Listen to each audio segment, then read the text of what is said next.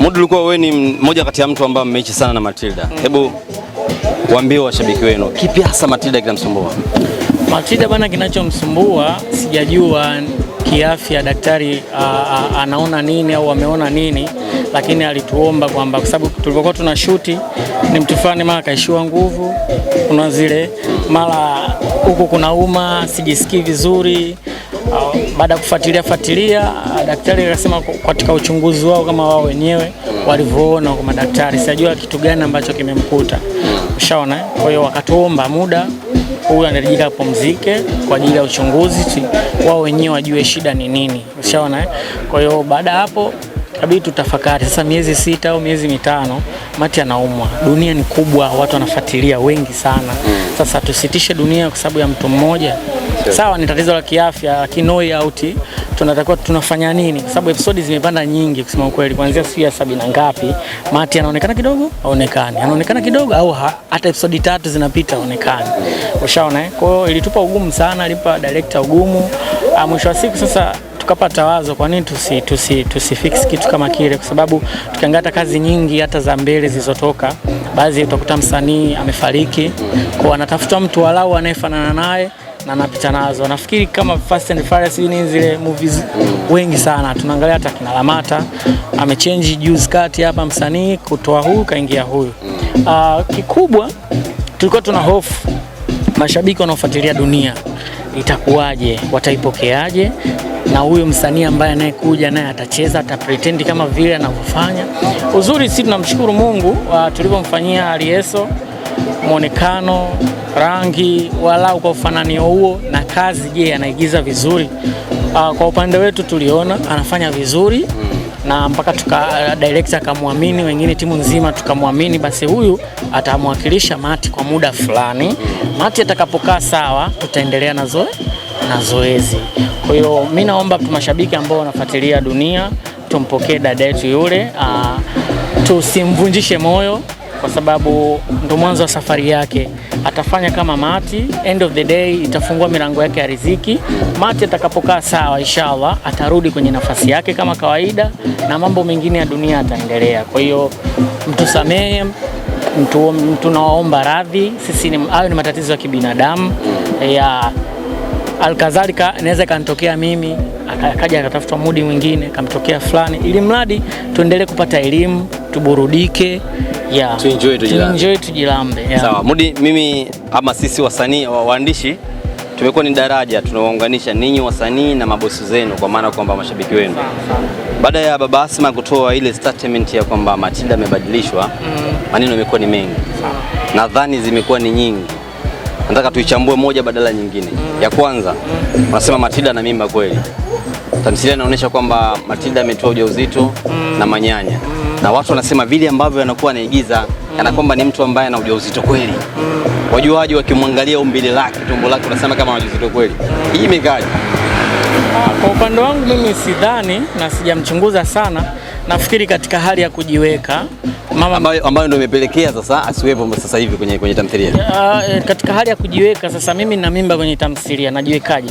Kwa mfano mimi naigiza kama mlevi, mandevu na yafuga na zitengeneza fasho zangu zilivyo, ili hata mtazamaji, mara nyingi wengi wa watazamaji wanamfuatilia Mudi, wanajua Mudi analewa, anakunywa pombe, lakini the way ninavyojiweka, ushaona? Kwa hiyo lazima ajitafakari kama msanii ni namna gani anaweza kajiweka kafanana na mtu ambaye mwenye ujauzito, kwa sababu sifa ya msanii nini zile physical appearance lazima uibadilishe. Unapotajua uwe bonge, itabidi ule sana uwe bonge, unapotaka uwe mwembamba. Lakini kwa upande wangu kusema kwa ujauzito, mimi sijawahi kumuhisi kama na ujauzito, ila sijui kwa upande wangu mimi. Kwa hiyo hawa wanaosema labda Matilda mimba ndio imemfanya asiendelee na kazi, mimba yake shoko kubwa, kiuhalisia ni kweli? Naweza kwa hivyo kweli?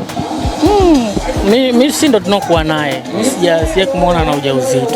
Hiyo ya kwanza. Wengine wanasema kwamba Matilda ameolewa. Ukifuatilia kwenye peji ya Matilda, kuna posti ambayo alishawahi kuiposti Violet, akamtag akamcollaborate na Matilda, akampa hongera. Ilikuwa ni siku ya ambayo Matilda alikuwa ametolewa barua. Alipiga picha, aliyeposti na hisi ni Violet. Kwanza wapo na Mati, ya pili ni video clip ambayo inaonyesha kwamba swala zima la barua linaendelea. wajuaji wakasema kwamba Matilda anaolewa au ameolewa ama anataka kuolewa, kwa maana kwamba yule ambaye anakwenda kuishi naye hataki ashiriki tena kwenye sanaa. Hii imekaje? Hiyo kwa upande wangu mimi naona mageni, kwa sababu sikuwahi kuona hiyo posti. Huenda ipo kama wasichana washaposti wao wenyewe, lakini mimi sikuwahi kuona event yoyote au tunaalikwa au tunafanyaje kwa ajili ya shughuli labda anatolewa mahali na nini. Kwa upande wangu mimi sijawahi kuiona hiyo, ila sidhani, nitajaribu kufanya uchunguzi. Wewe hujawahi kuona? Mambo kwa ushahidi bwana. Hivi vitu vipo. Mimi nakwambia mimi sijawahi kuona hiyo. Labda wewe ndo wa kwanza kunionyesha. Umeona hii picha ya kwanza hii? Martin na Violet. Ndio. Hii hapa hii. Yeah. Pengine inaweza kaa location naamini. Ya pili ni hapa. Hii picha ya kwanza hii. Alafu ya pili ni hii sasa. Video clip ambayo inamuonesha ni familia ambayo Martin inaonekana kama vile yupo kwenye swala zima la mahali kutolewa posa. Sura yake inaonekana Violet mention kabisa pale ongela Martin, inawezekana kwamba sio yeye kweli? Labda. Unajua wanawake wanajua wenyewe siri zao, ila mimi sijawahi kuona wala sijawahi kualikwa. Na kweli nataka nione sura. Nataka sio yeye. Hebu onyeshe vizuri. Nataka sio yeye bwana.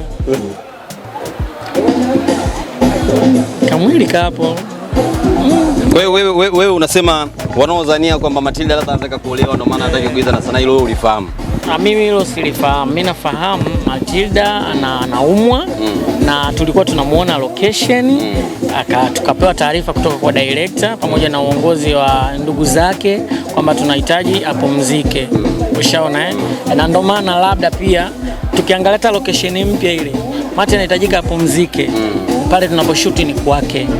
Ushaona Ndio maana mmetubadilishia nyumba. Na sehemu nyingine kwa sababu kuna ile washa taa, fanya hivi, Mati mpya kaja, Mati tupishe kasebleni, si kaa nje kidogo, mtu anaumwa na kwa hizo inakuwa sio vizuri. Mashabiki wanalalamika, wanasema mmewakosea ama baba Asma amewakosea. Kwa nini mmembadilisha mtu pasi na kutoa taarifa? Watu wanatarajia leo tunaenda kula episode tamu ya dunia, lakini bubao na ingia nakutana na mtu mgeni.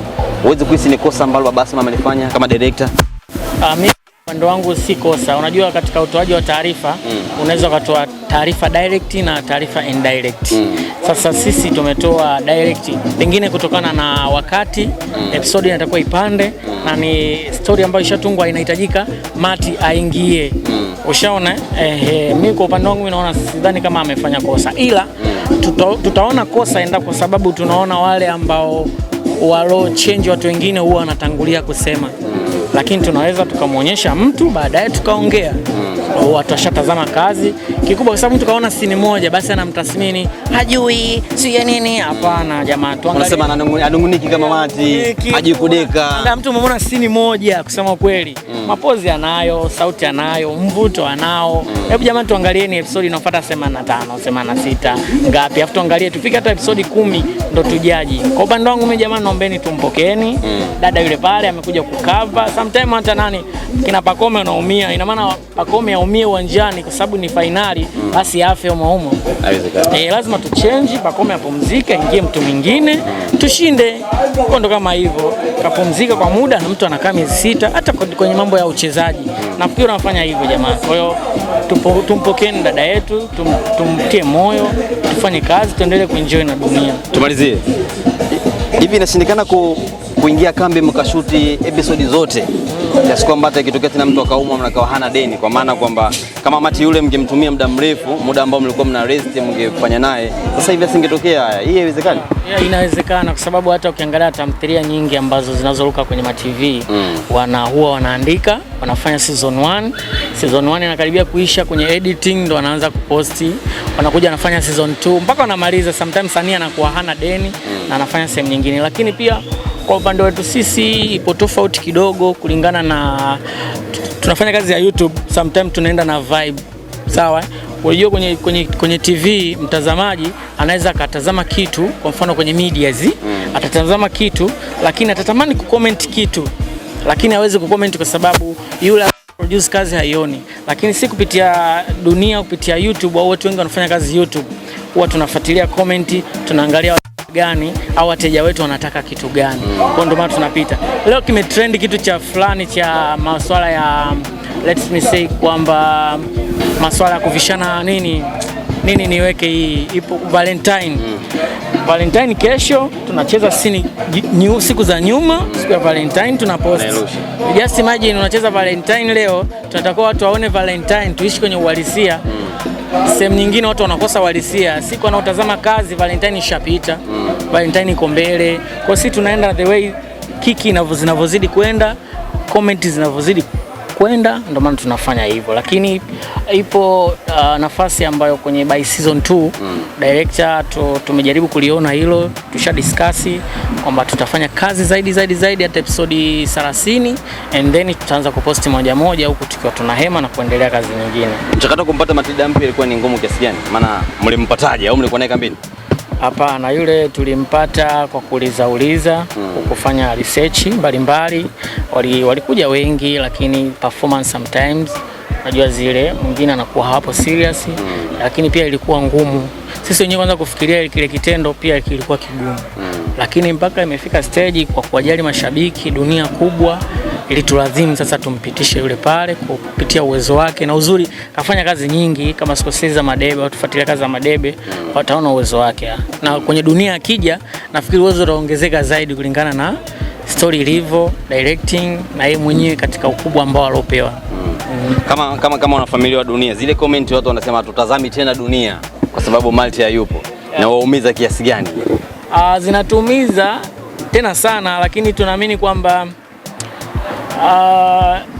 nafikiri ni hasira. Unajua unapokuwa na hasira unaweza kufanya kitu chochote, lakini kuna ile episode ya 85 imetoka.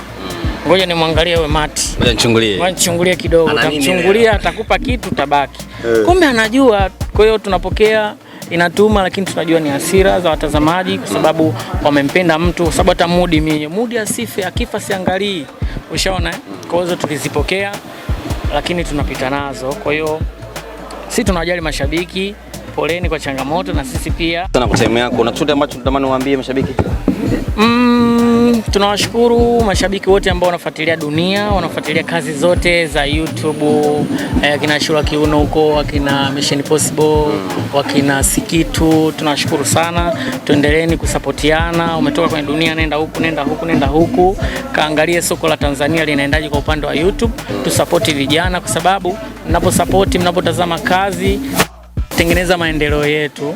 Tunapotengeneza Tanzania inazidi kuwa kubwa, tunazidi kuwakilisha kimataifa. Tutatoka hapa Tanzania, tuna ndoto nyingine za kufanya mbele zaidi. Kwa hiyo mnapotusupport, viewers wanapokuwa wengi, hata sisi wasanii tupata motisha kwamba ninachokifanya wanaona watu wengi, kwa nazidi kuongeza mchaka. Bwana, nashukuru sana. Asanteni sana.